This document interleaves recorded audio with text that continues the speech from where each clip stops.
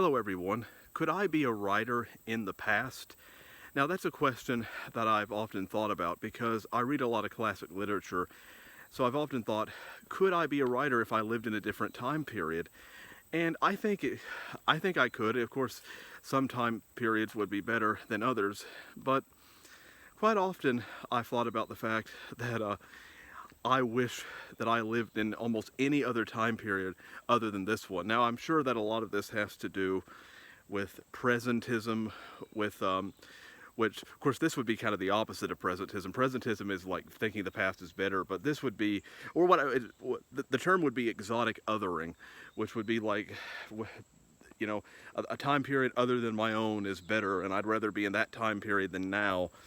And I think a lot of that has to do with the fact that there are just certain things about modern culture that I don't like, the shallowness of it, some of the more modern societal norms that I really don't like, and also just the abundance of information can kind of make one long for it, can make one long for a time where information was more scarce, to where, for example, when you came home and watched a TV show and you couldn't record it, you weren't going to see it again, you know, you had to be there and watch it. Somehow that made the TV show seem a little more special than when you can watch it just anytime. And it's just things like that that I often think about, that the world just seemed a little bit more magical when there wasn't as much information at your fingertips. And so I think that's, so part of me kind of longs for a world like that, even though there are benefits, obviously, to living in this modern world, especially, you know, around publishing. I can publish a book, you know, whenever I want without any gatekeepers, and also I can I can order books online, and I can order things online that if I had to stick to purchasing things at stores, those rare things online would be harder to find if I had to operate that way as a customer. So there are benefits to being to this modern world, but don't get me wrong. But there are a lot of drawbacks as well. So I've often thought about, well, what if I, for example, what if I were a writer in the 1990s? What would that be like? Well, because for example, if I wanted to be a self-published author, that would be quite hard, because publishing independently the way we do now as self-published authors, that only goes back to maybe 2006, like not even 20 years. I think that's when Amazon first allowed authors to self-publish on their platform. Before that, it was mainly vanity publishing. My grandfather published a book in the 1990s that way, where you would pay money, and then the publisher would print a lot of copies, and then you'd have to sell that. You couldn't sell anything online. It was just, you would have to try to peddle them to independent bookshops and libraries and family members. But I don't know if I would want to do things that way. Obviously, in the 90s, for example, the only route to really getting any kind of success as an author would be traditional publishing. So if I lived then, if I lived in a time before modern self-publishing, I would probably focus more on writing short stories in magazines and sending them to magazines, because if I write a short story and nobody publishes it, it's not that as big of a deal, because it didn't take me that long to write it. If I write a novel and it takes a long time for me to write it, that's a much bigger deal, because if no one publishes it, I may have wasted, you know, a year or two of my life, at least when it comes to the financial side, not necessarily the artistic side. And that's not to say I wouldn't write novels, but I probably wouldn't write as many. I would focus more on short stories, and so. But again, other things that would change would be the technology. So, for example, in the 90s, I could still write on a computer, probably.